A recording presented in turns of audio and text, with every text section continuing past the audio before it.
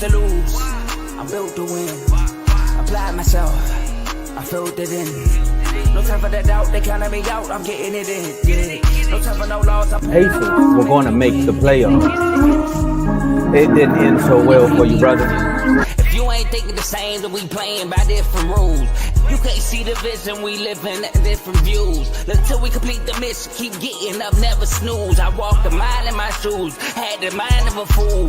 You fell asleep at the trade deadline when we had a trade to get Kyle Lowry out of here. They told me I couldn't do it. They told me I couldn't make it. They sold it, could never break it. That's sadly mistaken. I need a piece of the pie. I want it so bad I can taste it. They told me like told me keep on running toes. They gonna take this is what we got to tell. Every fan doing this. I filled it in. No time for that doubt. They counted me out. I'm getting it in. Yeah. No time for no loss. I pay for the cost. I'm winning to win. Yeah. Refuse to lose. I'm built to win. Apply myself. I filled it in. No time for that doubt. They counted me out. I'm getting it in. Yeah. No time for no loss. I'm paying the cost. I'm in it to win. Yeah. Refuse.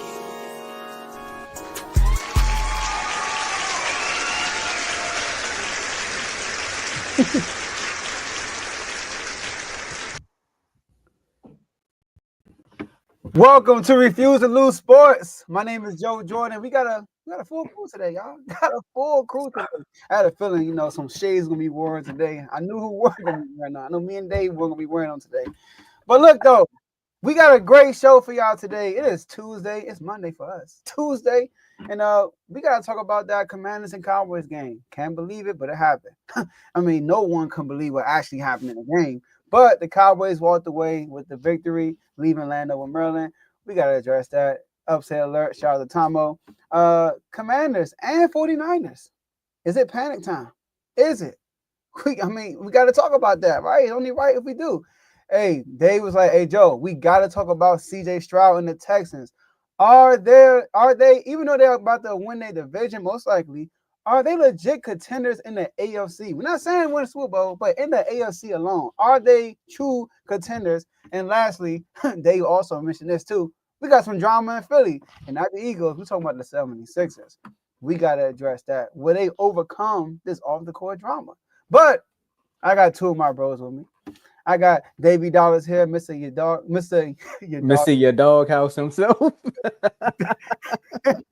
I got my man Davey Dollars here. The Dave's Doghouse. He's here in the flesh. Got an episode most likely coming out tomorrow. Already got people pistoled in the doghouse. Can't wait to see it.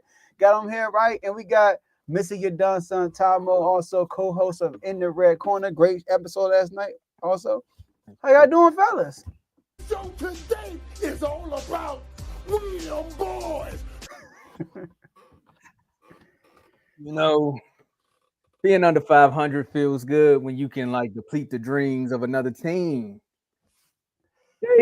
Dave, how you doing, man? I missed you, man. I had to sit on here for a few weeks. It seemed like once you left, the shades came off.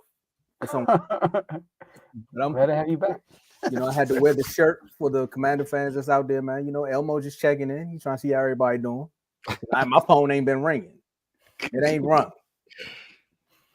What's up, yeah, well, let me tell you this. Kyle Shanahan's phone about to be ringing in a second if he don't make some changes in San Francisco. That's all I got to say. Jerry, make the call. Not those calls. Oh, okay. No, sir. You could take Jake Moody if you want to. You can have the kicker if you want. No. We good with kickers. Ain't that right, Joe? His kicker on IR. I just had to put him on injured reserve. Yeah, he on IR all of a sudden, right?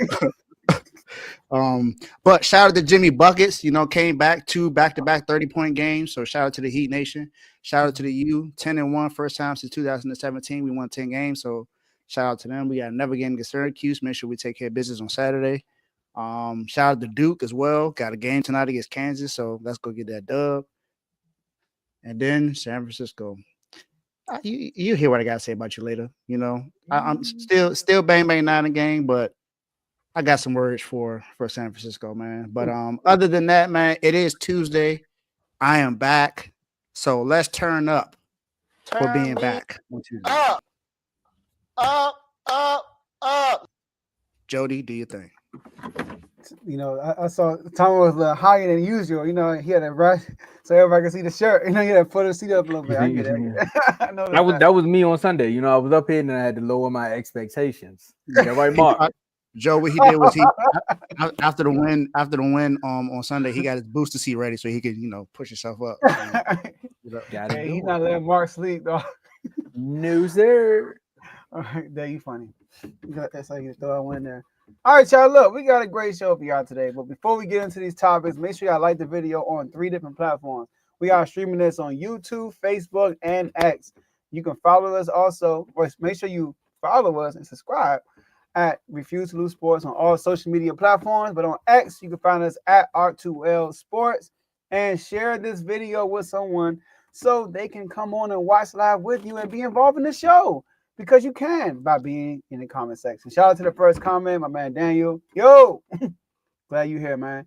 And no, Ricky, you give him the memo, you know? Yeah, so he said he gonna be in the comments. Okay.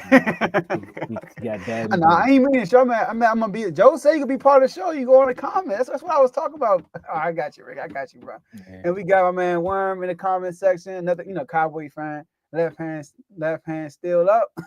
Not right now. I mean, actually, it is. I mean, at the end of the day, we still in the playoff picture, right? That's my check. We still the 7th seed, holding on to by a thread, but we still there. And he got Mark in the comments crying. All right, so last but not least, just my boy Mark. Enjoy the rest of the show. Tomo, floor is yours. Well. Here we go. I know you all been waiting, and because of the new schedule, it's Tuesdays can either be a good or bad thing. Because normally when you do the 4 days a week, we roll right into it. It's like, all right, Monday we can get it out the way, and then by Tuesday the week is over. But for my man right there in the comments, Tuesdays does not start a new week, because if you go on ESPN right now, it still shows the old schedules. But we got to talk about where favors returned, and you could take the pun either way if you want to. But a few weeks ago, expectations was all I heard. Wait a minute, let me finish. A few weeks ago, PFF numbers was all I heard out of Commanders' mouths. And then comes Sunday, a Tony Romo botched kick. Joe, how fitting was it that you cracked so many jokes about my quarterback and not being able to make it into the end zone, and you lose a game by an extra point? I don't even know the kicker's name, so I'm going to just say the kicker for the Washington Commanders missed the extra point, and the Commanders lose their 3rd game in a row, 34-26. Austin Seibert is his name. I know because he's on my fantasy team. Seibert. Mr. IR himself. Sound like he about to be on IR and the doghouse. 34-26 to the Dallas. I requested that one. Sorry. Look, I knew it. And you got to get the snapper too, because like, come on, bro, the placeholder. He got me in the doghouse too. But he got it right though. So he recovered it. Yeah. Go ahead. You right, Tony Romo. There we go. The odds are there. Romo recovered it. He just didn't make it into the end zone. But again, you see how these two teams are always on the end spectrum of history right here. Another division rivalry game. Again, like I said, 34-26. You would have not thought the end score spoke for the game, because again, it was 10-9 all the way up until like the last 10 to 15 minutes, 10 to 5 minutes of the game. Commanders lose. Joe, what was your reaction to this upset? I mean, the final result, I was upset. I'm upset, man. 26 on my hand, I can't accept. God, nope. Please. But look though. But shout out to the Cowboys. First of all, Tomo didn't tell y'all. Tomo went to the game. All right, Tomo was there in the flesh. He was in the stadium. I was gonna say story time for my moment, but go ahead. Okay, sorry. I'm not going to tell you what happened. I'm letting people know. Tomo was there, y'all. He was there. Now, we have an NFL chat. Become a member. Click the link in the description section. You'll become a member. And throughout the whole Commanders game, if I don't have like a game myself, I'm in the chat. So I'm in the chat throughout the whole game. And just the highs and lows, Tomo. First, I mean, offensively, we come with the ball. And it starts with the run game. You know what I mean? So I'm going to get to that on the next topic. But the run game, we had 145 yards rushing. Jaden Daniels had 74. I mean, Jaden Daniels is not part of the. In my mind, he's not part of the run game. The run game. What are we getting from the running backs? You know what I mean? Like we are cruising when the run game is solid. And y'all did a great job on our running backs. Brian Robinson, he just won himself. He fumbled twice. He didn't lose him, but he fumbled twice on the kickoff return. I'm like, what are you doing, right? So that was that. So many drop passes. I mean, we talk about passes going right through their hands, bouncing off their chest, right back through their hands. Like that happened like 4 times on Sunday, you know. So, like the last 2 games that we lost, I put it on Jaden. Like Jaden Daniels wasn't himself. I want to say that this game. Now there were moments where I'm like, Jaden, you could have thrown that, but it wasn't that big of a deal. I feel like it was a running game that we couldn't get going, and just a drop passes. You know, he did miss Terry McLaurin on that deep pass, so I will give him that. And then offensively, y'all did a good job on the run. Like Rico Dowdle had a solid game. He was moving. Y'all was able to run the ball. Y'all were also getting pressure on Jaden Daniels. Y'all, our offensive line these last 3 games have been getting killed. We gotta keep it up. They have, right? Y'all defensive line showed up. Y'all was getting pressure like I don't know what. Y'all corners did good. Y'all got a corner off the daggone street, and he had a solid game. Right? Shout out to MSU. It's the only time y'all hear me say that. What's his name? Oh, you talking about Butler? Butler, yeah, he played a solid game. You know, so I mean the Cowboys, they came. You can tell they came on a mission. They came on a mission. They knew the hype. They knew we were home. We were on a 2-game losing streak. They just got embarrassed at home. Tomo did say they are better on the road, and it showed. You know, Cooper Rush. We are a defeat. We haven't beaten Cooper Rush yet. Cooper Rush hasn't lost to the Commanders yet. You know, so I gotta give the Cowboys their credit, man. They came, they played, they won the game. We didn't give them the game because we blocked a punt, we blocked the field goal, they missed the field goal. I mean, a lot of things were going our way, and we could not capitalize on all the things our defense was doing. They were forcing turnovers, all kinds of stuff. So the Cowboys won that game, and we didn't lose it because we had every reason to win that game. So kudos to you, Tomo. Y'all earned that. Joe, we didn't want to win that game. I want you to know that. No, y'all were finding ways to give us back the game. As I was sitting there watching the game, I felt like I was watching that Texans game where I was just like, okay, the Commanders going to do something at some point. They're going to do something. And it's just like, nah. And then when JD did that, when he ran that touchdown and then he did the little celebration, I said, oh, there you go. The floodgates about to open. And then it proceeded to continue to be a game. I was like, there's no way the Commanders are really about to allow Cooper Rush to go out here and do this. Now, like you said, me and Big O was at the game, and I had the pleasures of watching the game with Ricky from In the Red Corner. That's why he's not in the comments yet. So I might need to text him and tell him, come on, man. Or he want to wait to the next segment where we got to talk about is the downfall here. But I'm not going to have too much fun yet. So we sitting up there watching the game, and I'm like, man, ain't no way y'all supposed to be in the game with us. Your offense is better than this. What is Cliff doing? Like, why is he so? It seemed like he dialed back on the offensive playbook and started just doing like conservative plays. I'm like, why are you playing conservative with a Dallas team that can't keep up with you once you start scoring? Philly literally showed us that once the second half of that game started. They said, well, Dallas can't keep up with us. They can't score. So let's go out there and outscore them. I was waiting for that to happen. Terry McLaurin was on the island for most of the game. And then, like you said, Joe, a lot of drop passes. I think what really happened in that game was I think you all were going to feed the ball to Brian Robinson majority of the time. And once he got injured, Cliff was kind of like, well, that was our game plan. So I don't know what we need to do next. We were going to go through Brian Robinson and then open up everything over the top. But everything was short passes. I thought you all had the backup quarterback. And I'm like, is that Cooper Rush on their end? Like, what's going on? But 10.5 points, Joe. So you can't give a divisional rivalry game with no 10.5 points. Like, you got to take the points. I went on FanDuel and even put in the bet. If it wasn't for the Bears going 3 and out in overtime, I probably would have won the parlay. But outside of that, let's talk about another thing before you go, Dave. I want to talk about your head coach right quick. Okay. Dan Quinn. He got a clip on the internet where they show how many times he's given up a game when he wasn't supposed to. Now it's funny that this coach ends up on the opposite side of a bad onside kick yet again, because he did it in 2020 against the reeling Dallas Cowboys with the watermelon kick. We came all the way back to beat the Atlanta Falcons with an onside kick. Shout out to Dan Quinn, who was the head coach.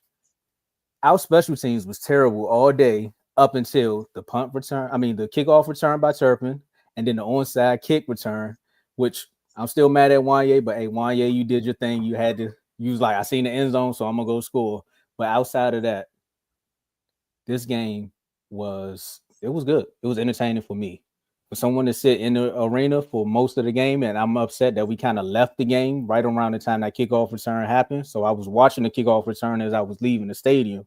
And then as we're walking down the street, everyone's saying, you got your Cowboy stuff on, Commanders fans all upset. They throwing their chains and stuff. Everybody like, man, here we go again. We the same old team. And I'm sitting around like, I know y'all, it's just one game. Is it Dallas does this to every team in the division, where if you lose to us, that all the fans are just like, oh man, we're done. And then the fireworks go off. My phone started blowing up. The Corey's was supposed to send me some money from a bet, but Joe was like, no, don't send that money just yet. The Corey's, don't send it just yet. And I look up and I say 26. I said, I know they're not about to do this. And then I cut on YouTube TV and watch somebody muff the snap. I said, oh, this is perfect. This is the greatest Sunday ever. That's crazy. Dave, tell me why the Commanders suck, man. I'm not going to go that far and say that they suck. No, that's just for Mark. But I do want to say this, though. I hear a lot of people giving criticism to Jaden Daniels and Dan Quinn. Okay, thank you, Dave. There's someone else on your staff that has a history of not doing well in the second half. And he's done that for over 10 years. He's done this since 2013 when he was the head coach for Texas Tech. And I'm talking about Cliff Kingsbury.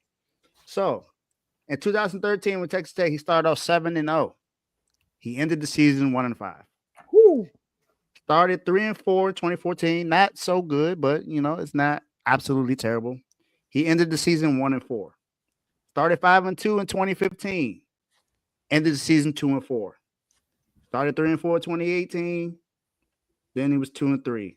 4-3 in 2017. They ended it 2-4. In 2018, his last season as a head coach in Texas Tech, started off 5-2, ended the season 0-5. Didn't even finish bowl eligible that season. Then, of course, what happened? He got hired to be the head coach for the Arizona Cardinals. And who did they draft? Kyler Murray. Now, we all say that Kyler Murray starts off the season high and it doesn't end well. But guess who's really the culprit of that? It's Cliff Kingsbury. Start off 3-3, 3-1, ended the season 2-7. That was in 2019. In 2020, started off 5-2, ended the season 3-6. Then in 2020-21, that's when they was hot. They was 7-0. Had D-Hop, they was on fire. Ended the season 4-7. And then his last season as a head coach, after he took that money and went to Punta Cana and had fun, rolled out, started off the season 3-4, ended the season 1-9. So, Joe, even though this offense looks really good in the beginning of the season, you have to be careful about what happens the next part of the season, because you are now 0-3 in the last 3 weeks. Right now, it doesn't look like it's going to go well for you guys at the end of the season. Do I think it's time to panic? We'll talk about that after this, but I think you guys still have some games to go to where you can still make the playoffs. But Cliff Kingsbury definitely deserves to have some blame in this, because the offense also didn't look as prolific as it should have on Sunday. There were plenty of times where he could have went deep, and he didn't do that. Now, we know that the Commanders don't necessarily do that very often anyway, but you're playing against a team whose best cornerback is out. Trayvon Diggs was out for that game. I understand Deron Bland came back, but we've seen Deron Bland play one-on-one per times, and he's gotten burnt multiple times before. I think Terry McLaurin is a good enough receiver to be able to get open on him, and there were multiple times, if you look at the All-22, that Terry McLaurin got open on him, but he just wasn't found. And then if you look at some of the plays, there were too many crossing routes, there weren't enough plays to get them down the field to get more first downs. Now, as far as the running backs, Eckler and B-Rob got hurt in that game. They both got hurt in that game. So it's not much you can really do about that. You were down to pretty much your third string running back, and that doesn't work well for most teams unless you're Kyle Shanahan. Kyle Shanahan can just run with any freaking running back. It doesn't matter who it is. That's just his history.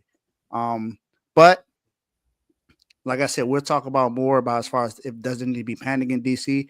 But Cliff Kingsbury, if the season doesn't end well, you should know who to point to. Look at Cliff Kingsbury because this is his offense. He's the one calling the plays. It's not Dan Quinn calling the offensive plays. It's Cliff Kingsbury. He's the reason why Jaden Daniels also looked good early in the season, and he's now the reason why he's not looking so good now. So, just saying. I do want to say this. That I got one more point, but I want to address the Cliff Kingsbury. I think there is some truth in that. I do want to say when they went 7-0, right? Or 7-0, right? Yep. D-Hop got hurt on the 8th game, and he tried to come back in the game, but he was hurt. And Kyler Murray got hurt the game after that. So they had injuries. That's why they were derailed. And then the last year, him and Cliff didn't get along. Him and Kyler was just toxic. So that was that. This year, against the Steelers and the Eagles, that wasn't on Cliff at all. You know what I mean? Like I came. We went through some plays with JD against the Eagles that was there, but JD didn't make the play. Yesterday, I will put down on Cliff though, because although my guy said the air raid, what did he say? Shout out to my boy, brother Jacob. The air raid jig is up. First of all, it's not an air raid offense. We run the ball more than we throw the ball. Let's start there. Like, this is a whole new offense Cliff Kingsbury is running. But we didn't do that yesterday. We threw the ball 38 times. Jerry McNichols had 3 rushes. Also, Eckler had 9. And Brian Robinson had 5. 17 rushes for your running back, and then 38 passes. That's not the type of offense we want to run. And it's not like we were down the whole game. The Cowboys took the lead like in the fourth quarter. You know what I mean? Well, no, y'all didn't. Y'all had a lead, and then y'all made it a 2-score lead in the fourth quarter. Because after the forced fumble from Ertz, we forced the fumble on Ertz. That was Bates. You sure? I thought that was Ertz. No, it was Bates. You sure? Ertz didn't fumble? Yeah, I'm positive that was Bates. I know JD threw 2 picks though. Okay. One was a Hail Mary. Well, okay. I'm just saying. Yeah, we'll take the pick. We'll take the TD. We'll take the pick. But JD going but yeah, that was Cliff's worst game since Tampa. Well, JD was Tampa too. Like, JD wasn't ready to throw the ball against Tampa. I'm not gonna put that on Cliff. This game was bad though. But I will say this: we were trying to air it out, but the Cowboys. And you go watch on all 22, the Cowboys were like stalking that. Y'all, I saw it. Y'all had a mission to not let us get these big old gigantic plays on the passing game. Y'all made that an emphasis, right? See, like DB's running back on us. I'm like, God dang, right? So, and even I think even Dan Quinn or Dan Daniels mentioned that also. So, but I do want to say this, Dan Quinn. We play Philly, right? It's 4th down. Offense looking terrible. He goes for it. We playing the Cowboys. It's 4th and 2 on the Cowboys 32-yard line. And we kick a field goal. I even came in the chat and said, yo, why are we kicking this field goal? The Cowboys are bad. Sorry, Tomo, they're a bad team. You don't want a bad team to hang around. You want to stomp on their neck early and take their heart. We kick a field goal, bro. And guess what? He missed. Like, come on, man. Like, go for it. Like, what are we doing? I don't get it. So, like, now, obviously I'm not jumping on the boat on Dan Quinn. You know what I mean? You got to realize Dan Quinn, he's going to make mistakes. He's a first-time head coach since 2019, I think. You know what I mean? So, I think Dan – Huh? It was 20. 2020? Oh, 2020? Okay. I think Dan Quinn was doing a good job so far. Nothing to say, bro. Like, that's crazy. This shocked me. Mm-hmm. But it was, for one thing, it's a divisional game, so we got to take that into account too. It's a divisional game, so you never know how these gonna go. And a lot of emotions involved. You feel me? Like, Dan Quinn kept saying we were pressing too hard. We were trying to. You know, I'm thinking like, I'm tired of all the excuses. Go ahead. No, it was a lot of emotions involved. Ain't that right, Michael? You said he would tell his guys this is fight night, Shark Week. You said you'd be Tommy There you Jones. go, smiling again. What did it mean to win That's this a round? one. Oh man, it means a lot. And you know, after the game, it was kind of like he was like, "We'll at see the you guys in smile, about a Oh, month." I already know Jesus. that means we're going round 12. And back in the day, they went to round 15. So we won the first, 8 rounds, but the second half of the fight's not done yet. So What that mean? and it was a war. It was probably like a split draw. It was really like a 5, probably a 5-3. Yeah, it was like a 5-3 in the first 8 rounds. So if we looking back then, so we gotta get ready for this second half. The smile. Wait, what's man. y'all record? He said 5-3. What's y'all record? No, he was talking about boxing rounds. rounds. Boxing rounds. Yeah. No, Okay. no. I was confused. I was like, hold on. Like, hold up, bro. Hold up. Right, too much more you can shoot. Or maybe he's talking about how many more games the Commanders got left to win or lose. 5 or 3. We don't know. We don't know, Joe. We don't know. I know that's for Mark. Go ahead. But nah, I'm with you, Joe. I don't know. I don't think it was more so pressing. I think it was more so Cliff I really think that was his game plan to run the ball on the Cowboys, and B-Rob getting hurt. He's like, all right, we gotta go with our backup plan. But I like McNichols though. I really like McNichols, and we Eckler was running too, though. Honestly, Eckler was running too. Honestly, Joe, No, Eckler running. I don't know what Cowboys team that was on Sunday. Because that was not the Cowboys team we've been watching the last few weeks. Like, we watched that team in the first half against the Eagles, but that Cowboys team put a complete game together on defense and offense. Like, I was like, the run game was there. Like, I was just sitting back, like, he really getting like 3 to 4 yards a carry. Like, what's going on here? Off. The run game was actually there. I was like, dog, did he run for over 100 yards? He didn't, but it was close. He had 20 plus rushes, right? 19. Yeah. 19. Got committed to the run. We didn't commit to the run, bro. Like, we didn't commit at all. Like, he ran more than every running back on our team. Combined. Think about that. And then the play where y'all left Schoonmaker wide open, I said, y'all got Schoonmaker scoring touchdowns. I said, that was miscommunication. Miscommunication with the safety and the DB. I know all about that. Shout out to Jordan Love.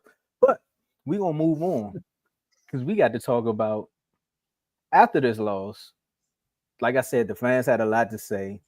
Season's still not over. I don't know why they're ready, but I know Blazing somewhere ready to say the decline is happening. But 3 losses in 15 days. Is it the Wizards or am I talking about the Commanders? Some people would say they had their wits end. I'm here to tell you all, don't jump off just yet. Don't listen to Dak Prescott just yet. Okay, Commanders fans, don't jump just yet. But see, Joe, I had you start. The only reason I had you start the last one is because losers have to go first. That's fine. But is it time to panic in DC?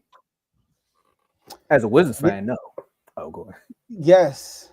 It's time to panic. What? It's time to panic. I told you, Tomo. Listen to me. Listen. I came on here and told you last week. My man in my word. I said, if we lose the Dallas, we got to be concerned. Now, when I say panic, I'm talking about people like me. Like, I'm not in the building. You know what I mean? Like, I don't know. I mean, I know what's going on based off what I hear. I'm not in there. So, based on what I'm watching, as a fan, you should be worried right now. Yes. So, look, I said this in the first segment. 2 things. Number 1 thing, it's a run game offensively. Check this out, y'all. In our wins, we are averaging 183 rushing yards per game. In our losses, we are averaging 97 rushing yards per game. Although, see, and that's the stats are kind of inflated because of yesterday's stats. We had 145, but JD had 75 of them. So we didn't really run the ball good. Against the Ravens, under 100 rushing yards. Against the Steelers, under 100 rushing yards. Against the Eagles, under 100 rushing yards. Against the Tampa Bay Buccaneers, JD had all the rushing yards. I mean, like, he's the only one that, and then against y'all, JD had most of the rushing yards. So when the run game is not running how it's supposed to be, usually we in trouble. We in deep waters. Also, our defense. What I learned about our defense is this. In our wins, we are allowing 17 points a game. In our losses, 31 points a game. The Eagles scored 26. That's the lowest a team has scored on us when we lost. 26 points. So like we are like teams are able to score on us when we lose. And also, I told y'all our weak sound defense is a pass game. We talk about the run game all the time, right? We always want the run game is what it is. But in the pass, in our wins, we are allowing 151 passing yards per game in our wins. But in our losses, 241. That's not terrible. 241 is a lot more than 151. So that's what I'm looking at. The only QB that threw over 200 yards against us in a win was Joe Burrow. Joe Burrow had 320. But everybody else had under like 110, 115, 130. We shut down the passing game when we win our games. Cooper Rush had a solid day yesterday. On Sunday. So the reason why I say it's time to panic because first the excuse was this. Because I'm hearing excuses now from the Commanders locker room. Or I should say Dan Quinn. And he's doing his job. He don't want to create panic amongst the fans, right? So first he says, the excuse when we lose to the Steelers, oh, JD's hurt still. Okay, cool. He's hurt. All right, cool. He's hurt. Then we play the Eagles. You know, the timing. He didn't have enough practice reps. You know what I mean? Like he hadn't had a full week of practice since his injury, which is true. He hasn't really practiced for real. He's been limited since the Bears game. And then we had a short week. So he said at the time it could be thrown off, you know, all that stuff. He might be tired because they played 12 games in college. He passed that. He hasn't had a bye week yet as a rookie. That's unusual. I'm like, okay, cool. Cool. We play Dallas next week. All right, we got home. Dallas ain't good. They just got stumped at home. No excuses. And then we lose again. JD looked pretty good. He looked pretty good. He wasn't bad. But everything else around him didn't, and we still lost. So what's the excuse now? like what's the excuse? So I don't have an answer to the problem. I really don't. Right now, it's kind of a wait and see. I got to see the Titans game, who just came off an emotional win also against a division rival, the Texans, who I pick on upset alert, by the way. So I got to see them. Hey, I'm holding on to Dave's words because Dave told me preseason this is going to be JD's best game. So, Dave, word is bomb. All right, I hope your word comes true, you know? So I'm waiting for that. Right now, I'm on a wait and see mode right now. You know what I mean? Wait and see mode. So that's it. Joe, Talking about the wins, by the way. Joe, you shocked me with that one. I think the roles got reversed, man. I got to pull a Joe. You asked, was the season over? So look, Joe, I don't think it's time for you to panic. I'm not saying. I'm not. 7th seed also, but I want to mention that too. We're the 7th seed. We're on the edge of the playoff picture, by the way. But Joe, I got one little glimmer of hope for you, Joe. For you. I got hope, but go ahead. No, for you, Joe. I just want them to hear because they might try to chop me up. You know, Mark might just hear hope, and you know, nah. If the playoffs was to start today, you all would face the Eagles. You think you could win that one, right? Man, listen, it's NFL, baby. Now, if I had put money in it, obviously the Eagles are a better team. But it's an NFL, baby, so I gotta say. Okay, that's cool. I give you that one. But I would say, as a fan base, I could say it's time to panic because again, you all were doing so much before these games actually started crashing down on y'all, and it's at the rate in which y'all been losing them. Like, of course, you had 2 games in less than 10 days, so to lose those back to back, everyone's gonna be like, "Oh my goodness!" And then you go to lose to a Dallas team who's basically all the fan base in Dallas is looking for a draft pick. I can see why you would say that. But if you're in that locker room, I like what Bobby Wagner had to say was we had to face some adversity. So now it's time to show you what this team really is because he believes that you all are a good team. The offense does need to step it up. I'll give you that. But these are things that you all already knew about. You already knew that Terry McLaurin was your only wide receiver. You already knew that having Noah Brown as a contingency plan or a bridge player until next season was just going to be what it was going to be.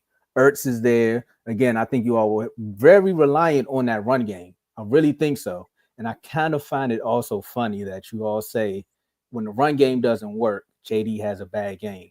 Because when Zeke Elliott runs over for 100 yards, Dak Prescott is undefeated. That's all I've been hearing all my Cowboy career. So welcome to the club. But the NFC is still, as far as the bottom tier, is still wide open. Like, again, Joe, I wouldn't panic too much. I would say use the Titans game as the game to panic. Like, I know you want to use the Cowboy game, but it's a rivalry game, so it can go either way. And again, up until the last 5 minutes of that game, it was 10-9. Like, it could have went either way. If it went for a minute, it was, but it's a rivalry game. We watched the Browns do it in the snow against the Steelers. We watched the Browns do it to the Ravens, and we don't think the Browns are better than both of those teams. It's just a divisional situation that happens that way. So I would say use this game as your make or break game, because if you lose this one, now you're really starting to spiral. Because the Dallas, like I said, the Dallas game could have went either way. The Eagles game could go either way. This one here, you already know this is like, if we lose this, we might start falling out of the playoff spot, and we no longer hold.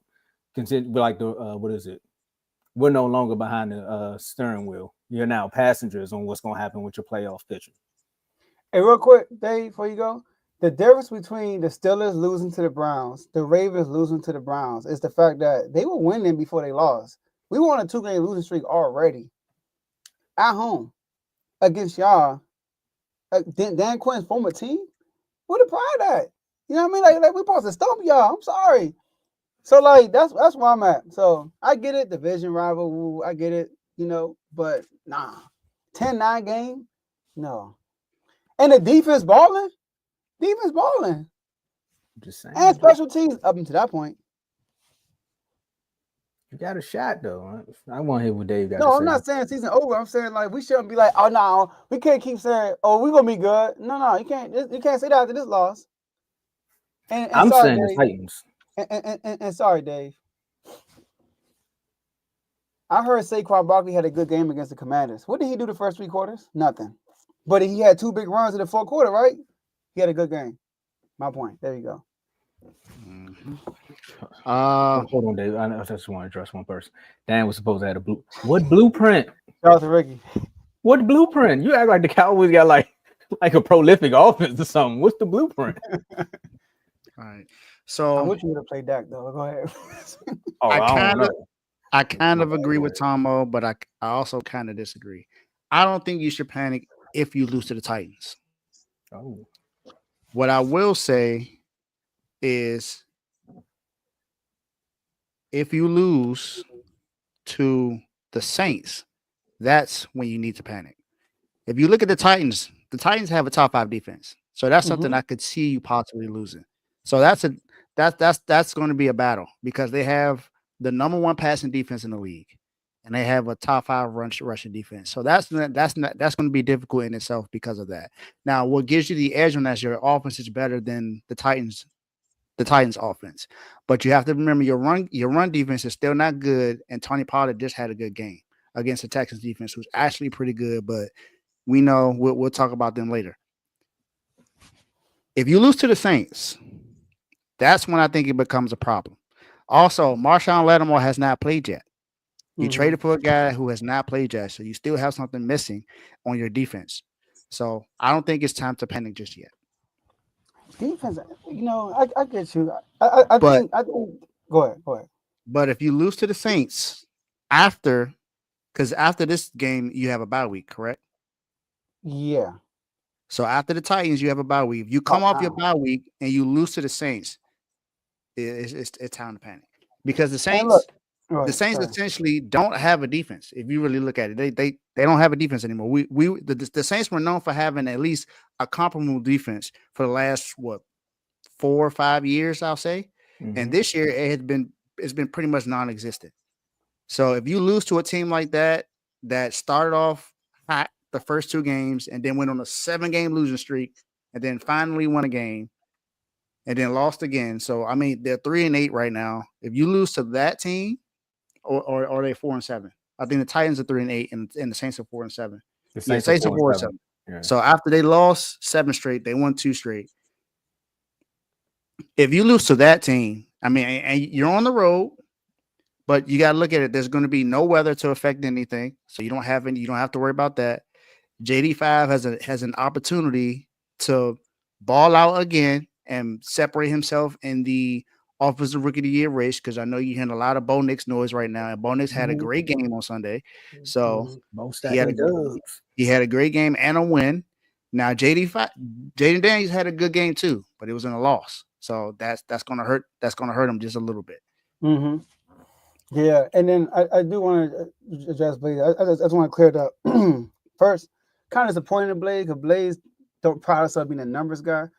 So when I watch when I grade players, I like especially quarterbacks, I don't grade just by I don't just look at the numbers, but okay, this is what happened. I try to grade on what they did. You know what I mean? When I watched the Cowboys game, I didn't look at that and say, JD, they was playing bad. There was a lot of drop passes. That's why he ran the ball a lot because Bama's wasn't catching the ball. So we got to take it. So like when I watch Saquon, he said over 200. You talking about his last? I'm talking about against us. He had 150 yards after like 2 big runs, like 2 runs, 40 plus, something like that. So up until that point, though, and up until that point, Saquon Barkley wasn't really doing much. But I want to sit there and say he's having a bad game, though. You know what I mean? So that's how I look at Jaden Daniels' game. Like yes, it was okay. It was okayish. It wasn't a good game and it wasn't a great game. It was okay. He played okay up to that point. If you now the numbers would tell you because I think he had like probably like 90 passing yards, something like that, up into the fourth quarter, something like that. So if you look at the numbers, you'll be like, oh, he playing terrible. When you watch the game, bro, like you want to be like, oh yeah, JD the problem. Bro, like we drop endless passes, like literally ball going like right to their hands and bouncing up their chest right back to their hands. It's crazy. I told y'all about Noah Brown. Remember Dak threw that game and ended interception in Jacksonville, and that was the same pass to Noah Brown that I watched when Noah Brown do on Sunday. I said, man, if that would have got picked off, that would have been a flashback. I would have made a highlight. Mm-hmm. Well, I'll say this: Jaden Daniels did miss a few throws, but quarterbacks don't make every throw. So he missed a Terry McLaurin throw, and the other throws, like it was one throw he did get pressure, but I think he threw the ball too soon because the pressure didn't get there. It was on third down. He threw it to the corner power line, and he had Noah Brown open in the middle. Yeah, wide open. Yeah, so but it like I said, it happens. I personally don't think you should panic unless you lose to the Saints. You lose to the Titans, it's like, all right, I lost it against a top 5 defense. I mean, you haven't beaten a top defense yet this year, other than I guess you want to say the Bears. That's the only team that you beat. But if you look at, we can't count that no more. I get you though. At the time, but it's like at that time. But if you look at the Steelers, you look at the Eagles, two of the top defenses in the league, you lost to both of them. So you go against the Titans, you lose them. It's like, all right, it's the top defense. You go against the Saints and you lose that game, then yeah, I think it's then it's over. If we lose to the Titans and the Saints, bro, that's a 5-game losing streak. It's over. Cliff Kingsbury to the rescue. Then your stats, wow, that's true. Because right now, and just to give y'all a quick glimpse of what Joe was saying about being on the edge, right now y'all are on the edge because the Arizona Cardinals are 6-5, Tampa Bay is 5-6, Rams is 5-6, San Francisco is 5-6, and we could just stop right there. Our whole division is 6-5 or 5-6. Yeah, we got the tiebreaker though with the Cardinals though. That's your hope right now. Mm-hmm.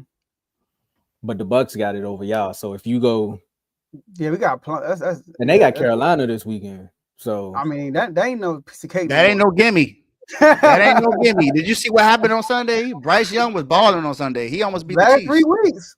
Oh, they've been balling. See, that ain't no gimme no more. When you got some rookies on some contracts trying to get paid, they say, I don't know what y'all talking about. All that tanking. We out here to get numbers up. Man. Hey. But that's why I said we're gonna stop maybe getting out of the doghouse. We about to see. Oh no. So we got what I say. So we got the Rams, then we got the San Francisco, and y'all 5-6. And right now is the perfect time to talk about is the time to panic in the Frisco.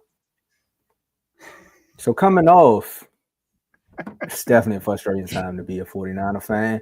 It's a frustrating time to be a Dallas Cowboy fan because what perfect year for you to actually be in the playoffs knowing that San Francisco not probably there to block you. You know what I mean? Like you could probably get your get back, but you trash too, right, Dallas? So coming off another loss. I know. I was just thinking about that as I'm sitting over here. I'm like, man, we could have got through. Oh my goodness. Thanks a lot, Jerry. It's all Jerry's fault. But then some would say it's all Cal fault. Or is it all Cal fault? It's been a pretty bad season for the San Francisco 49ers. And we got our fan here to say, is it time to panic? For me, it depends on what panic button we're pressing. Are we pressing panic button to split the team, or is it a panic button for the season? For the season, I'll say yes. Hit the panic button. I think it should have been hit weeks ago. Honestly, I think it should have been hit weeks ago. The reason why I say that is because if you look at weeks 4 and 5. Well, before we played the Cowboys, if you look at those two games when we played the Rams and the Cardinals back to back, when we had double-digit leads going into the fourth quarter, and we lost them. We smoked those the Patriots in between. Okay, we played the Patriots in between that, but when we played the Cardinals and the Rams, we lost both of those games when we should have won. Mm-hmm. If you look at it, after we played the Cowboys, we should have been 5-2. That's what we should have been. And then if you look at the other game we lost recently against the Seahawks, another game where we blew the fourth quarter lead because of defense against another division. We already have 3 losses in the division already. And Joe, I told you in the offseason, I said, Joe, I'm telling you, we're going to lose a game against the Seahawks this season. What happened? We lost a game against the Seahawks. I said it was going to happen. I just knew it. But I also said this in the offseason too, and I don't want to say this as me making excuses, but I said if this team is not healthy for this season, it's going to be the same way it was in 2020. After we went to the Super Bowl and played the Chiefs and lost, we came back the next year. It was COVID riddled and injury riddled. I think Jimmy Garoppolo got hurt that year. Debo got hurt. Kittle got hurt. So did Bosa got hurt. Arik Armstead got hurt. Everybody was hurt that season except for Fred Warner. He was the only one that was healthy the entire season. If you look at it this year, it's the same exact thing. Fred Warner is the only person that's been here the entire season. Balling too. What Kevin Hart say? Dang. It's ridiculous how many players have been hurt this year. You got Charvarius Ward has been out because of the death of his daughter. That's different. So rest. My condolences to Charvarius Ward and his family for what's happened. That's a tragic situation. That's never wish that on anybody like that. I know that's difficult to deal with. So if you need to be with your family, be with your family. You won't hear any criticism from me about Charvarius Ward missing games because he's dealing with the death of his daughter. But then you look at everything else. Brandon Ayuk, contract season held out. Before he got hurt, he was playing terrible. Had one good game, but that was it. Then towards ACL and MCL. Done. Might not come back next year until the same time Dre Greenlaw is about to come back. So, got to deal with that. Talanoa Hufanga, he was back, played against the Rams. Then he hasn't played since then. Javon Hargrave, also tore his ACL, out for the season. Is it ACL or Achilles? Out for the season. John Feliciano, who just was on pace to come back. Now he's not going to play for the rest of the season. Elijah Mitchell, you haven't seen him in a game yet this year. Out for season. Every week, there are injuries everywhere. But even with that, C-Mac came back and he has not looked the same. Let's be honest about it. He has not looked the same. He looks like his Achilles still hurt. I don't know what's up, but he looked like he's running. He looks like when Zeke was running on Cowboys saying that's what he looks like right now. He looks like he's having trouble with his burst. He don't look the same. Kittle has been the best offensive player outside of Juwan Jennings. Juwan Jennings has balled out this year. So I'm glad that we got him back. I was glad when we re-signed him, and so happy for that. Javon, that's disrespectful. I'm not doing that. He's trying. But this season's done. Honestly, I don't think even though we're one game out of first place, I don't see a scenario and when we are able to get the amount of wins we need to win the division. That's the only way we get in is we win the division. I'm being honest about it. That's the only way we get in the playoffs is we win the division. I don't see it happening with us already having 3 divisional losses right now. We still have 2 more divisional games to play. We have another game to play against the Rams and another game to play against the Cardinals. Then we have to play against the Bears. I think we can win that game. We got to play against the Dolphins, who's now on fire. We play in the snow this Sunday against the Bills, who's been hot, who just beat the Chiefs, of course. So we got to deal with them. We just got beat by 4 touchdowns by the Packers. And then I want to talk about that game too. Kyle Shanahan. Do your thing. I'm good. Go ahead. Kyle Shanahan. Why did we start Brandon Allen, who hasn't started a game in 7 years, who also broke his finger in practice 2 weeks ago? Trey Lance. When Josh Dobbs, who looked good in the preseason, who knows his offense, was healthy. But you had him as the third string quarterback. You don't start him. Oh, okay. So if you look at the game, he did not play bad. But you can tell he hasn't played a game in 7 years. You can tell he hasn't played a game in a long time. Then Debo, who had a chance to have a catch to keep us in the game, let the ball go through his hands and becomes an interception. That pick was not on Brandon Allen. That was on Debo. That was Debo's fault. Then you look at everything else. The special teams is absolutely horrendous. It's been terrible all season long. And Kyle Shanahan, you fired the defensive coordinator last year when we were a top 5 defense. We are bottom 20th in the league, and you still have Nick Sorensen as your defensive coordinator. What you should have done is got on the phone and called Robert Saleh and told him come back and be your DC and put Nick Sorensen back on the defensive line because that's where he belongs. He belongs on the defensive line, not as the defensive coordinator. Other than that, Diamador Lenore has played well this year, which I'm happy about. He got his contract, but everything else has been terrible. We give up fourth quarter leads, and the offense just doesn't look the same. Shout out to Big O, member for 16 months. Here we go, Cowboys. It feels so good to eat Thanksgiving and not deal with the Commanders talk. And Joe left hand up. Who are we, pretenders? But all jokes aside, shout out to R2L and see y'all Thursday at dinner. I don't know. The worst thing I haven't seen y'all is Tommy DeVito eat y'all up on Thanksgiving. He might not play. You mean Drew Lock? Drew Lock might go crazy. Drew Lock might? He might. DeVito's hurt. DeVito's hurt. Oh, Drew Lock. Oh, y'all might lose, Tombo. Hey, Joe. I don't care. I'm content with whatever happens at this point. All the Commanders drama. Y'all finally get a win. Y'all on a short week. That sucks. Joe, I don't know if you ever watched the YouTube where Will Smith was talking about when he jumped out of an airplane. And you talking about the anticipation. You know, the anticipation is there. And then when you get ready to jump, and then once you jump, you're still nervous. But then after a while, you start free falling. You free falling at this point, player. I don't understand Kyle Shanahan's thought process and starting Brandon Allen over Josh Dobbs. That to me was questionable. And another thing is, what a lot of people give him credit for also need to criticize Kyle Shanahan on this.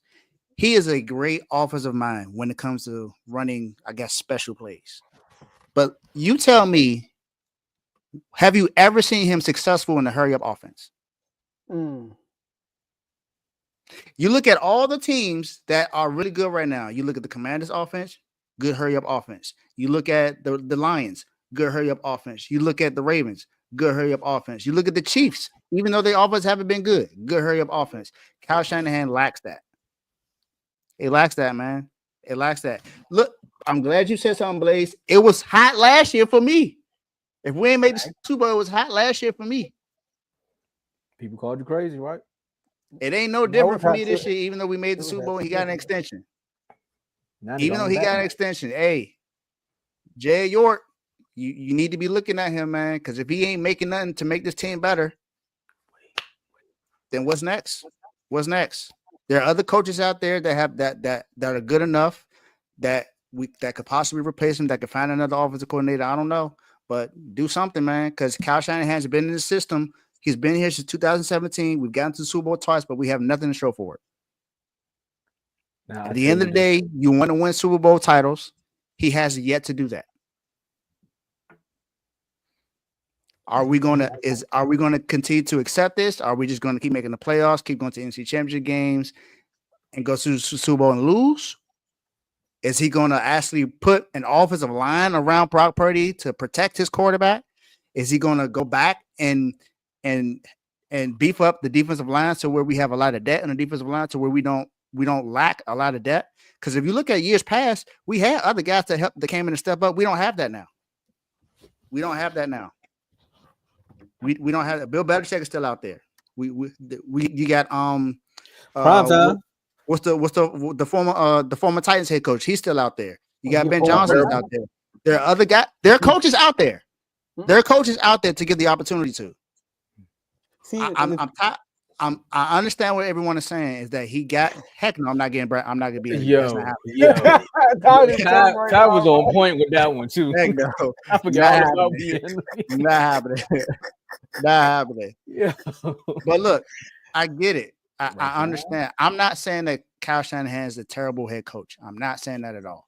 I think he's a really good head coach, top 5, even top 10. Whatever you want to put him, it don't matter to me. But Kyle Shanahan is consistently getting in his own way in multiple situations, especially in big games. At the end of the day, you need to win the big games and win the biggest game. If you continue to lose those, then you need to move on. There needs to be a new voice in the town. So, you know what I mean? Like, I don't think it's panic time because your division. You know what I mean? And then look, as bad as y'all playing right now, Dave, people still don't want to see y'all in the playoffs because y'all can just cook like that. That's only if we get hot. We haven't shown that we can do that this year. We haven't shown that yet, nor have we been healthy enough to do that. So that's fine. But y'all getting there though. C-Mac is back. Let him get a couple of games under his belt first. Brock yeah, Purdy, I know. Drake Greenlaw practice windows just got opened up. I see that, but I don't know have a feeling he's still out. And like you said, three outside of the Chiefs, for real, the Chiefs and the Vikings, outside of those 2 games, y'all had a lead in every game y'all played, for real. You know what I mean? So, like, y'all could have won those games, but y'all didn't. So, like, I want to say it's time to panic. And what I like about Kyle Shanahan, Dave, is this: it's not just the plays, it's the culture he sets in y'all team. When y'all are clicking, like right now, y'all hurt. But let's look at the last 2 years. When we watch the 49ers play, y'all play physical and like y'all intimidate teams. You know what I mean? Like y'all play football. Y'all are an example of a football team. We look soft this year. You know, to be honest. It's because y'all hurt though, Dave. Yeah, exactly. Y'all hurt, right? Even when we were healthy, we didn't look like we were. Never been healthy. No. There's a team last year in Philadelphia that know what a healthy 49ers team look like. Yeah, I know. There's a team in Dallas that know what a healthy 49ers team look like. Ricky Y'all had a lot of drama going in the season, bro. Trent Williams held out. That's every season, though, Joe. Ricky Pearsall got shot in his chest, bro. Brandon Ayuk held out. He was rusty. He had that last year, Joe. C-Mac was on a man cover, got hurt. You know, so where's Carl? I was crazy for that though. I was tripping for that. Okay. You know what I mean? It's a lot going on. So like you said it, bro. 2020, y'all had all them injuries, bad season, and then y'all bounce back, bro.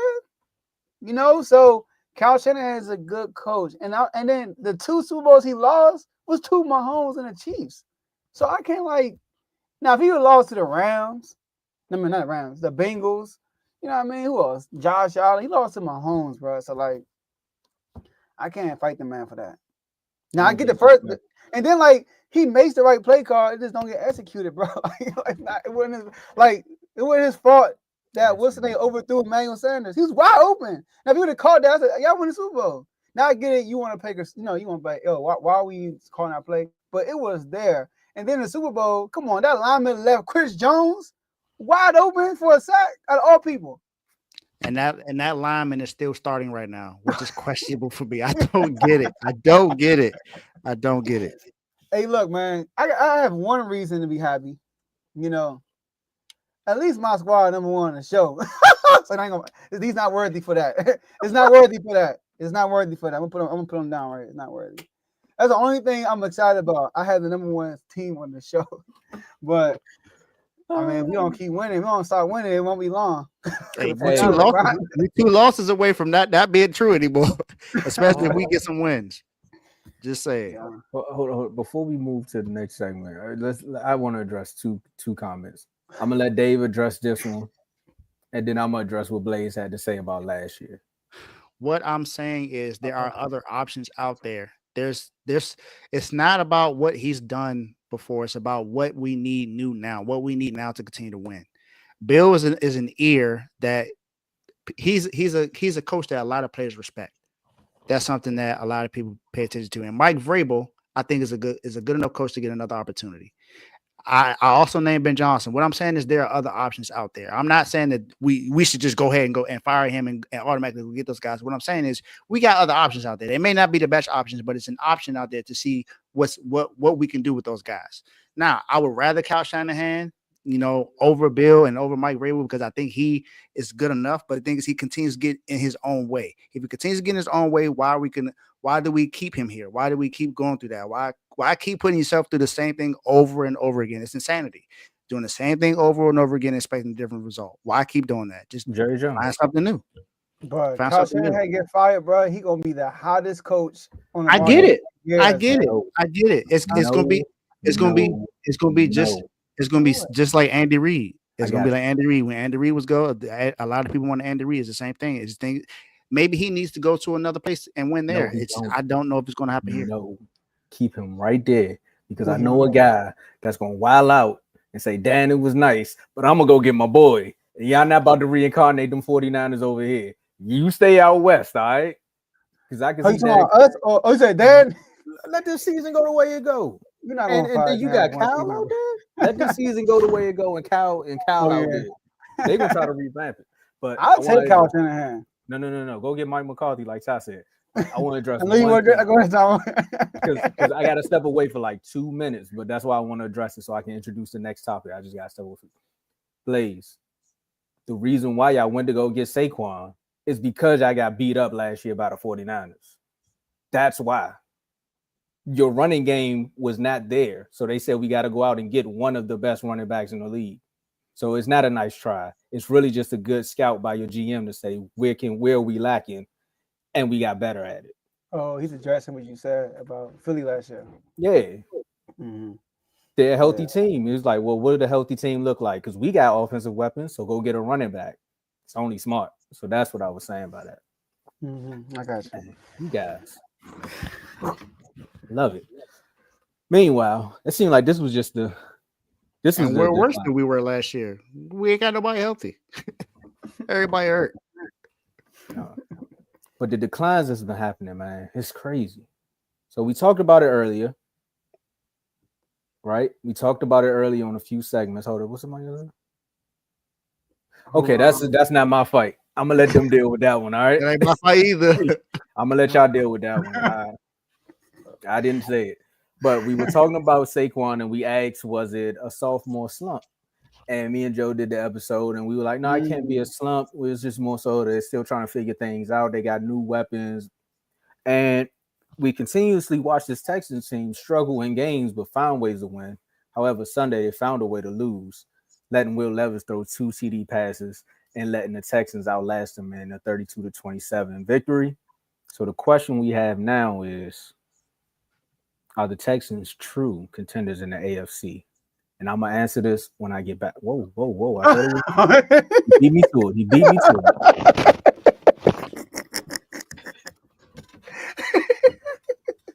All right, so I'll be right back, fellas.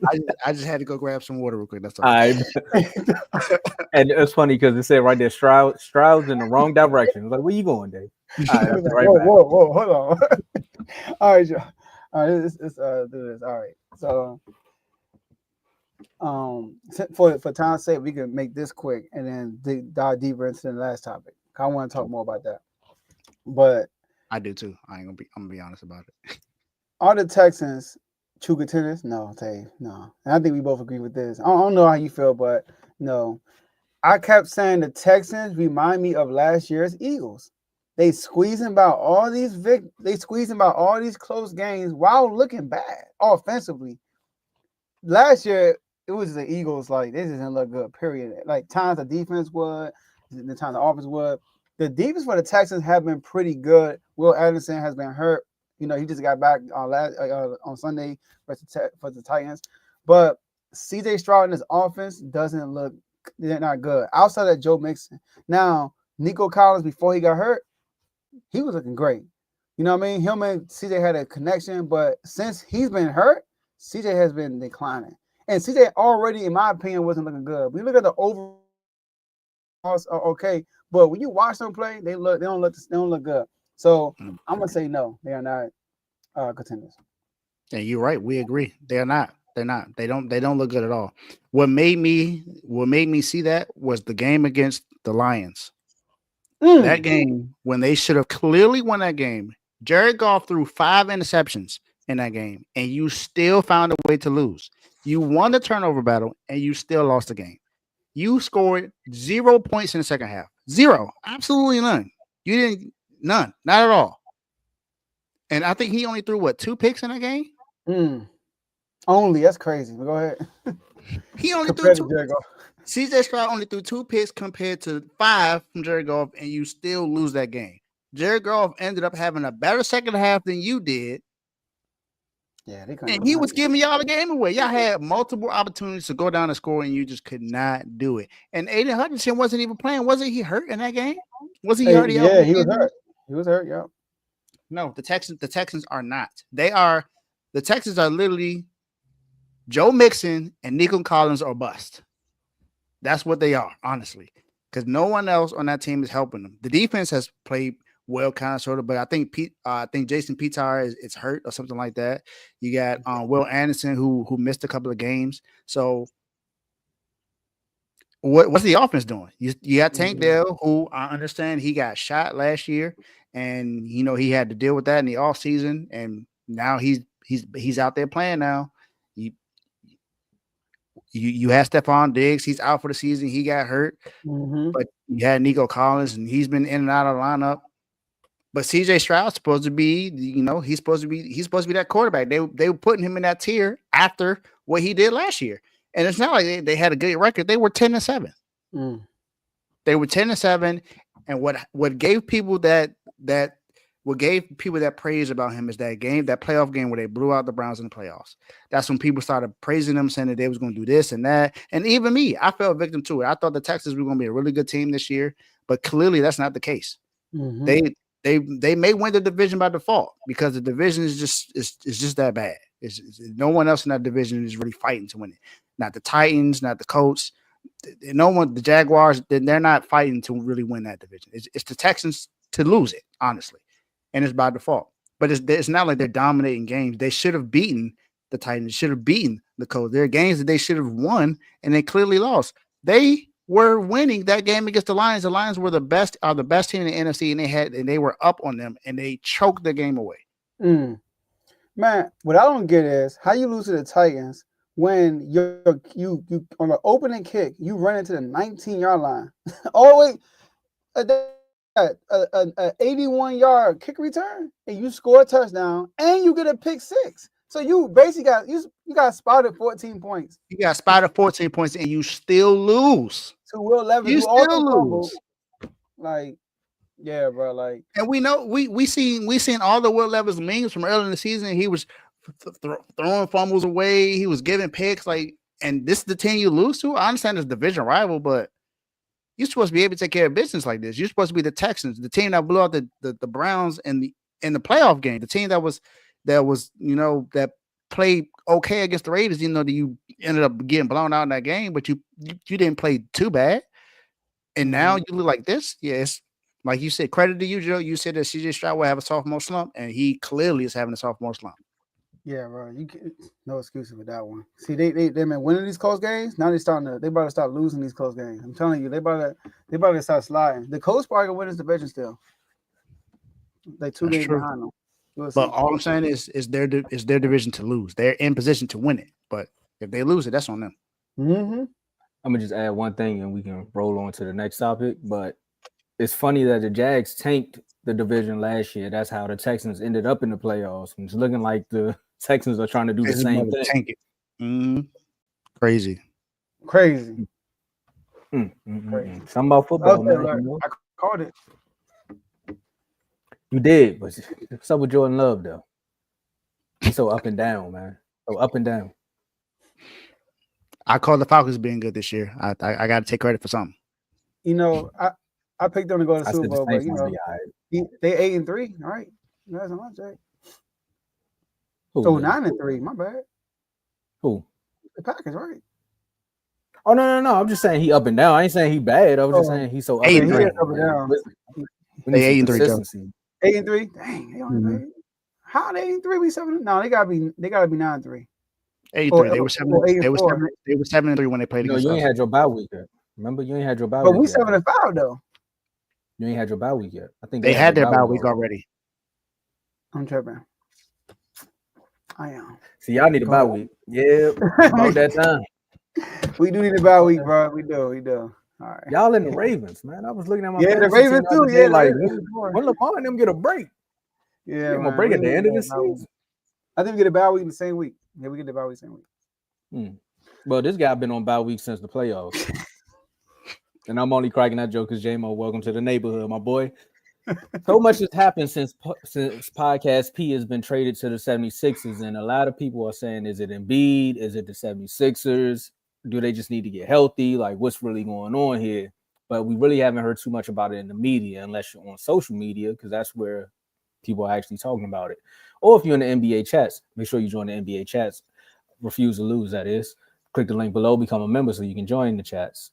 And the question is, will the 76ers overcome the off-court drama? Joel Embiid and Paul George are both set to miss their third straight game as a unit, because we know Embiid hasn't played most any game this season. But Wednesday night, when they go up against the Houston Rockets, again, this season they expected to be Eastern Conference contenders after signing. I mean, yeah, they signed Paul George away from the Clippers. My bad. I said trade. They signed him away. And they were expected to be Eastern Conference, divisional, Eastern Conference Finals appearance. But right now, more questions are about when will these two actually be on the court together than versus are they actually going to make the Eastern Conference? Because this team right now is 3-13, and looking at the score, what the Wizards are doing against the Bulls, the Wizards are going to be 2-14 when these two teams meet up. And how do you go from a team that's on a rebuild to a team that's supposed to be in the Eastern Conference Finals? Then we also had stuff come out of the locker room where Maxey was saying he made a quote. I don't know if one of you guys got the quote because I don't have it verbatim. You got it, Dave? Yeah, Tyrese Maxey challenged Joel Embiid to being on time to team activities, calling him out to being late for everything. There we go. So we got him saying that, and then you got to look around at the also thing where it's just like Embiid has always been continuously hurt. The 1 year where he hasn't been hurt, he won the 2023 MVP. Now it goes back to what I was saying, where the opening question is, will the 76ers overcome the off-court drama? It's too, because the NFL season is basically almost over and the NBA season is ramping up. You do have the in-season tournament kicking off. A lot of teams has already played 3 games within that tournament. We already got the new All-Star rules that's coming out. I can't say yes right now because I haven't seen him actually get on the court to overcome the off-the-court drama. And Embiid had a quote out there where he was saying, for some reason, it just feels like negativity keeps following me. And I think it becomes more negative and the light gets darker when you don't find your ways back on the court. Again, in the beginning of the trust the process situation, we already knew what Ben Simmons was. We already knew where you were as far as the injuries that kept plaguing the team. And everyone just kept saying, once he gets healthy. And it's really looking like, is it really health? Or are you just actually tired of this franchise? Or has the actual relationship just ran its course? And I seen somewhere Embiid has played 433 career games, which he started. He played most of those games in 2021 and 2022, appearing in 68 of 82 of those games. That's a lot of games for him. Starting to look like my man Kawhi Leonard a little bit, but at least he's actually showing up to the games and being on the sideline. And I'm not saying Kawhi Leonard doesn't do that, but what's actually going on with the 76ers. You get this big hope. Here you go again. You had the James Harden run. Yeah, no. I agree with that, Carl. Yeah, this game is over. It's over. Yeah, good game. I'm glad I didn't go. I'm glad I'm at work. For this one. That's all I'm gonna say. Joe would have been mad I called out and he looked at the score and said, the Wizards, 30 points. All right. Yeah, getting smacked. Oh, yeah, we get crushed. But sure, I might end up going to a Nets game now that I'm up here. Hey. I'm going Nets and Kings, by the way. See, this is how you know the off-court drama. Or here? Nah, there. I'm not about to go to Sacramento to watch the Nets. I always go when we just lost them in Sacramento. But go ahead. This is how you know the off-the-court drama is not actually going to be able. We start talking about other games. this is bad. Like, Embiid, you need to just get out there. But for me, I think if we can see this unit on the court together, I do think they can overcome it. But if you asking me like right now, I don't think so because I don't know when he's ever going to play a game. All right. You want to go, Dave? You want to go last? Yeah, I go last. But Blaze, I'm in New Jersey, not New York. So, can they overcome it? Yeah. If I had to put money on it, I'm gonna say no, because the vibes are bad. First of all, right now they are 3-13. The good news for them, they're in the East. They're in the East. I mean, every team that's a 5th seed or below don't have a winning record. So Miami Heat are the 5th seed, they 7-7. The Bucks are the 6th seed, they're 8-9. The play-in teams, which is the 10th seed, the Bulls 7-11. Can I get a Slurpee, please? So they 3-13. They can still catch up. But we're coming back. Sorry, Joe. I want to read this quote though. What's his name? The reporter name. I think his name is Mark something. But the one that's probably Mark Sears. Mark, the one that Jordan B. You too close, man. You're too close. I'm gonna choke out. I think that's Mark Sears. Right. So this is what he said though. And I get why Jordan B would get mad, but this is what he said. That there's truth to, it's truth to what he said though. Joel Embiid consistently points to the birth of his son, Arthur, as a major inflection point in his basketball career. He should never said this right here. He often says that he wants to be great to leave a legacy for the boy named after his little brother, who tragically died in an automobile accident when Embiid was in his first year as a Sixer. So basically said, like, he said he want to do this for his brother, and he want to do it for his son. Well, in order to be great at your job, you first have to show up to work. Embiid has been great at just the opposite. Now in his 11th season, he consistently has been in poor condition. The poor conditioning apparently seems to have delayed his debut this season. I was like, dang. That feels media, boy. They a different breed, boy. So I get why Embiid got mad, because don't bring my. I do too. Don't bring my son and my dead brother into this. Exactly. Yeah. But to be real, what he's saying is true. I mean, you got Maxey, who Maxey gave props to Embiid. He cried talking about Embiid one time, saying like how Embiid, brought him in, taught him the ropes, but basically treated him like, I'm going to help you in this league. You need to be more aggressive. And he actually cried talking about Embiid one time. He comes out and say you have to show up on time to everything because the trickle down effect. You know what I mean? It affects the coaches, it affects the players and all the staff. Like, come on, as a leader, like, what the heck? Like, where's the example? And then news come out said that maybe he's not playing or not taking this year seriously because he's upset. He wanted them to go trade for Jimmy Butler, but instead they went and got Paul George, so he's upset about that. I'm like, yo, I hope this report not true. That's what I was saying to myself. So that whole, and then Paul George, you're not escaping for this. He was trying to be all the time, but Paul George, you too. Man, I don't know how I got out. I don't know how Shans got the report. I mean, it was word for word. I mean, it wasn't word for word. I'm like, bro, this snitched. Like, it was definitely word for word. Like, I don't mind. Y'all always hear me say, I don't mind people doing their podcast while, like, it's my Michael Parsons. When I heard Paul George joking, like, I'm telling JJ Redick, man, Come on, man. I'm off an injury, man. I'm on a minute restriction. Why are you over here doubling me? Man, go. Where's your pride? Like trying to how about we talk about y'all turning the season around? Let's talk about that, bro. He's joking about JD right to my son. Or I'm over a minute restriction, bro. Trust me, you are not that important right now. You know what I mean? So I don't think they're gonna turn this around because it's a funky vibe in the whole locker room, funky vibe in the organization. I'm gonna say no.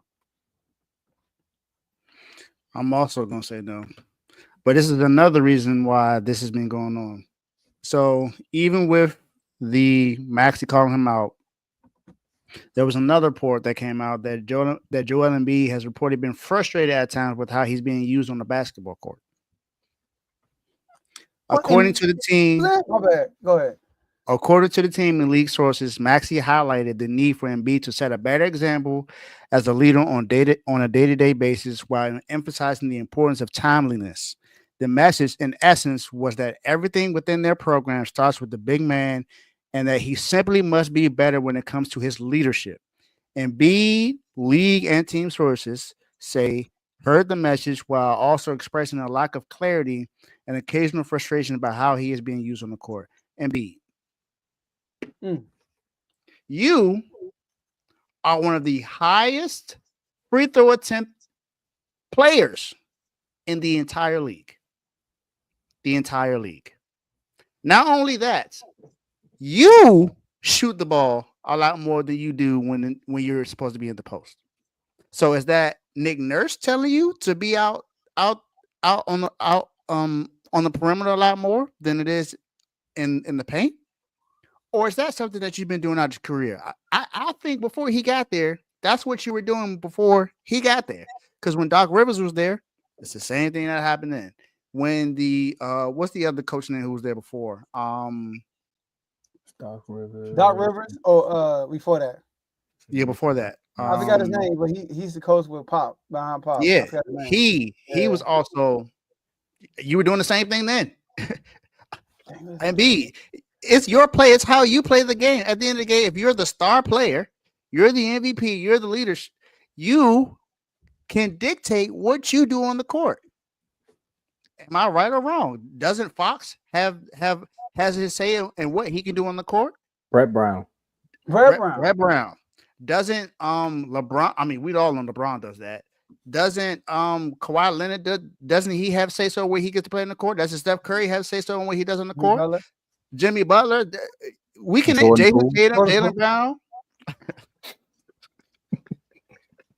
We could go Kay Cunningham. We can name all the players that are on the best team. LaMelo Ball. You can name whoever it is. I'm pretty sure that they have leeway to go do what they want to do on the court because they are the star player and they know what their strengths are. And B, you know what your strengths are.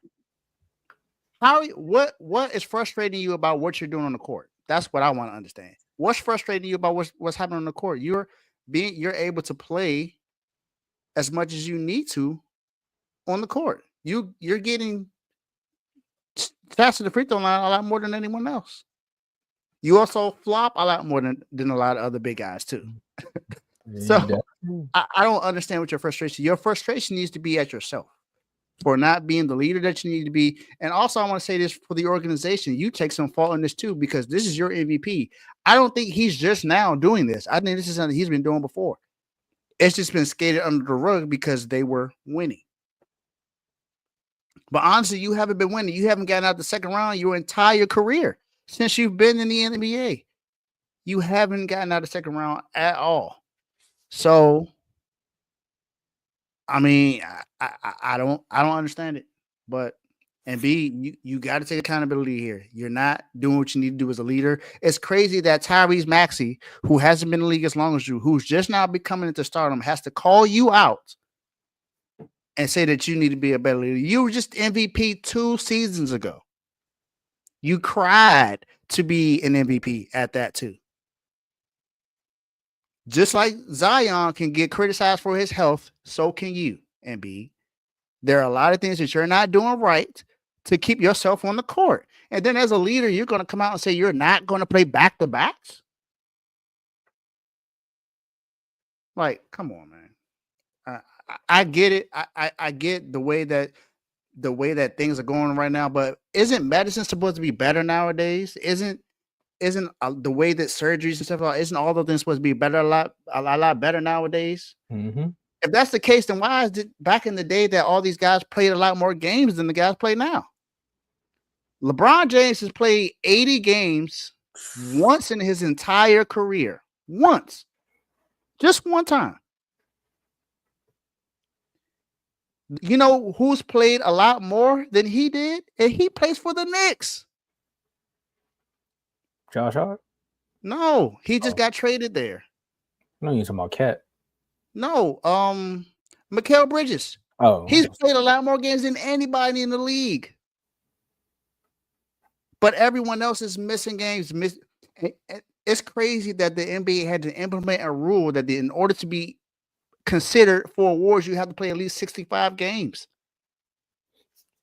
But all these star players are missing out, not playing back-to-backs. And I don't get it. I don't get it. Joel Embiid, I don't trust the process. I don't trust it. I don't trust it. I don't think it should be trusted. There's no sign. There's never been a sign that says you should trust the process, because whether it's health or not, they haven't gotten past the second round since the process became trusted. So, no. And shit. It depends. Let me just see if I can. I'm with you on everything you said about Embiid, but as far as the process, it depends on what the end result of that process was being. Were they looking to just be a playoff team? Then you can trust the process there. But if you were looking to make Joel Embiid your franchise player and build around him, they got close to it a few times, and then they let what was the GM from the Rockets come in and do that whole James Harden experiment. I think Daryl Morey. Yeah, Daryl Morey. I think that kind of messed up a little bit too, because now you're inflicting what the team chemistry was. Because look, why did he want Jimmy Butler back? There's a reason why he wanted Jimmy Butler back, because somebody's gonna make him work. So as far as that process, I think it was there. Hopefully, like you said, Joe, those reports about him saying what he said about wanting Jimmy Butler over Paul George isn't true. But going off of what Paul George said on his podcast, if it's from a source where there's smoke, there's some fire. So it sounded like he did actually throw that out there. And they were like, well, we can't get Jimmy Butler because he's not leaving Miami. So we got to get the next, I can't say best thing, but we got to get something to get you back in here. So we want to get Paul George. But nah, this is bad. And Ben Simmons is somewhere still not playing games, but still saying like, y'all thought it was just me. Oh, he playing games. He just sucked. That's all. He playing games. He ain't playing well. It's funny. It's the second time Paul George were like hand me downs. Like we're like Kawhi Leonard wanted. He didn't want Paul George first. He wanted. I think he wanted Jimmy Butler and somebody else. It's the second time somebody wanted Jimmy Butler over Paul George. Yeah, he was. Yeah, Kawhi was trying to get somebody else. He wasn't trying to get PG. He was. Dang, Paul George. Playoff Pete. Wait, didn't they trade? Who they traded to get James Harden? Because I thought that was a. Hey, no facts, Blake. My bad. Look at it. He's right. Remember on one of the post game shows, he was like, "Oh, Paul George." Like, in the finals. Remember, they were beside each other. True. I don't buy that report. If that report is true, I don't buy Embiid. No. He can't do the 180 like that. No. Nope. He was asking for him. I remember that. Yeah, Blade's right. Right next to each other. He had a t-shirt on, and Paul George had a suit on. I remember. What did y'all say? So yeah. All right, only these last words. Yes, sure. All right. Shout out to the whole R2L network. Shout out to the whole R2L family. Shout out to Lambo and Low on the intro song. Shout out to my brother Ahan with the R2L logo. Shout out to Texas, another win. I mean, we just waiting to see Georgia again in the SEC. Well, would Georgia even get there? I'm sorry. No. My bad. We might not even see Georgia again. You might not even make the playoffs. So you can't get back probably on now. But shout out to them. Wait for it. Only one L of the season so far. I like that. Basketball. I'm talking about, not football. Shout out to, okay, let's start with the Sacramento Kings. We lost to OKC last night. I mean, SGA a problem. Oh my gosh. He was cooking us. But Keegan Murray, it's you. I need you to do better. Keegan Murray, the King's success is based off of Keegan Murray's growth. Keegan Murray looks like the same player from last year. His 3-point shot is not on. He's shooting under 30% from the 3-point line. There's so many wide open threes he's getting that will build momentum he's missing. We need you to play better. And for the Commanders. Oh, yeah, by the way, I know I'm a day late, but Kings Talk. We don't have a game tonight. Kings Talk at the Unfazed. Talking about the OKC game. So we doing triple header today. Commanders. We talked enough about y'all, but listen, we got the Tigers next week. You're really pulling at me now. Listen, man. The Titans. Will Levis. We are the Titans. Come on, man. The mighty Titans. Will Levis. Now, Tony Pollard might run crazy on us. But can we get this dub? Can we please get this dub? It's a good defense, I understand. But can we get this dub, please? We can't go to a 4-game losing streak. I can't do that. I can't do that. So that's all I gotta say about the Commanders. Just get the dub.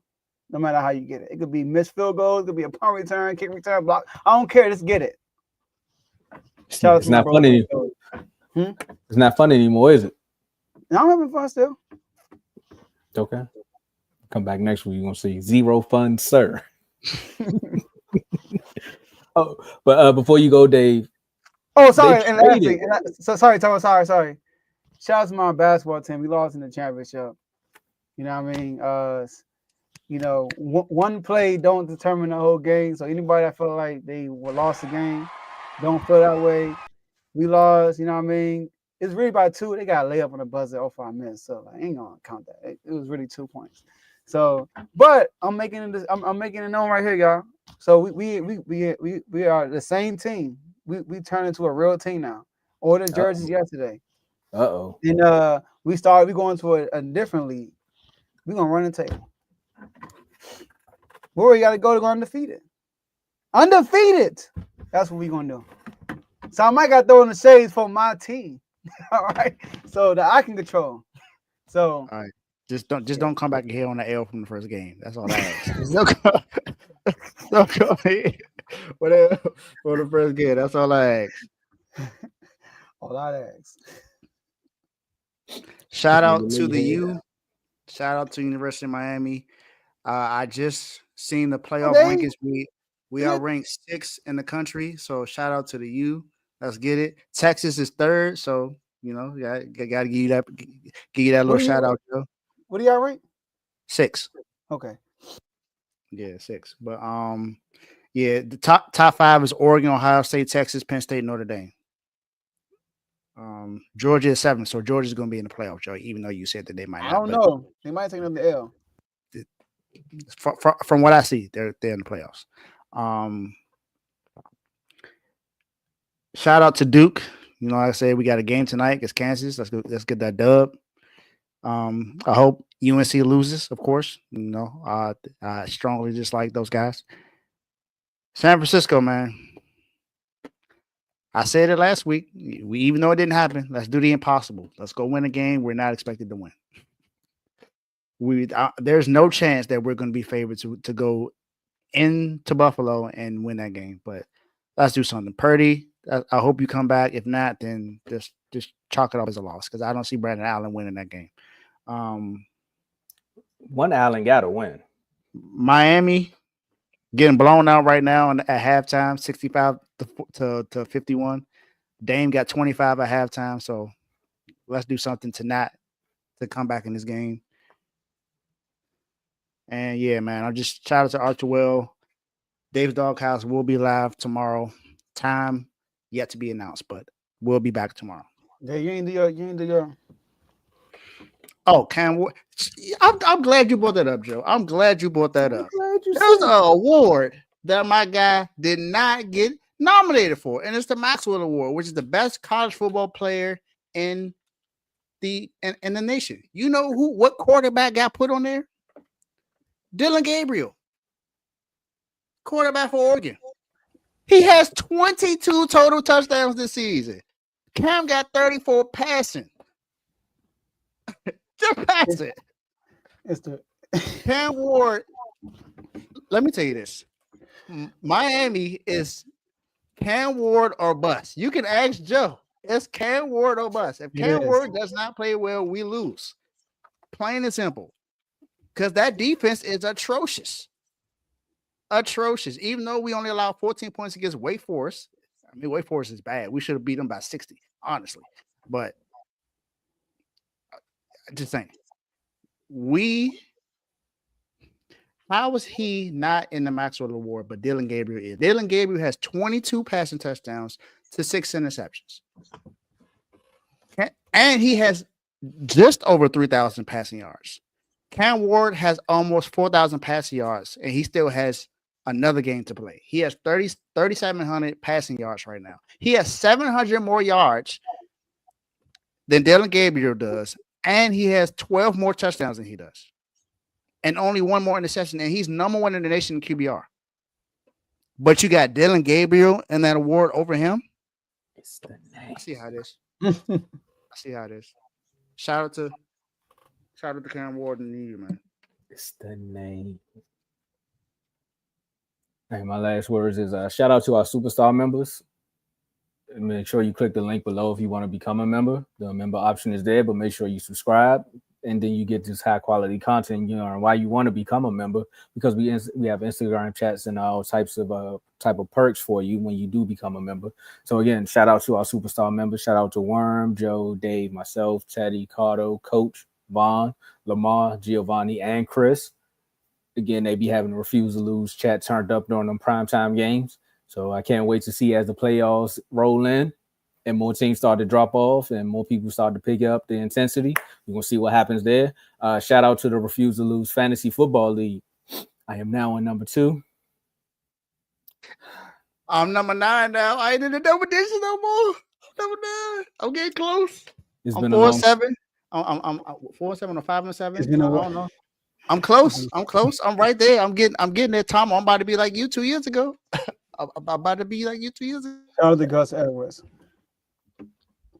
Shout out to Saquon Barkley, fantasy MVP. I don't care what nobody say that. Shout out to Saquon Barkley. Shout out to Saquon Barkley. 59 points from Saquon by himself. I'm just saying. Oh, he's in the running. Okay, Lamar Jackson is fantasy football MVP right now. No.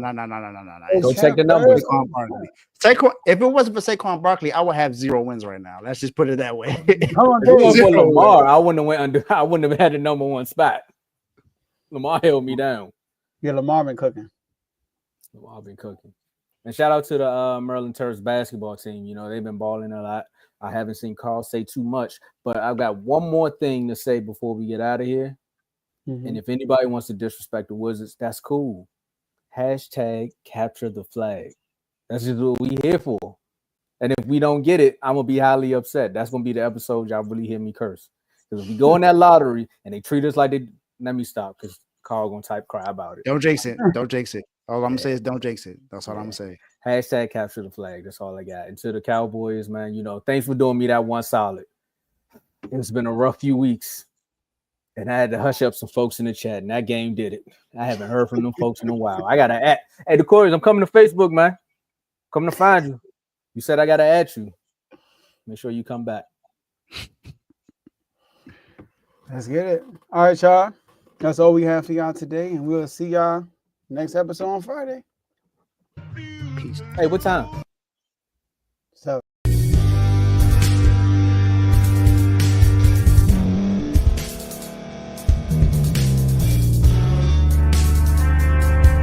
Thank you for staying to the end. If you're watching this on YouTube, please like this video, subscribe, and also hit that notification button so you can be notified next time we put out a video. If you're listening on any podcast platform, subscribe and hit that notification button, y'all, so you can be notified we put out another podcast audio. And last but not least, hit that share button. No matter what you're listening to or watching it, hit that share button and send it to somebody that you know that would love to watch this episode you just listened to. So once again, thank you for staying to the end, and we'll see y'all in the next episode.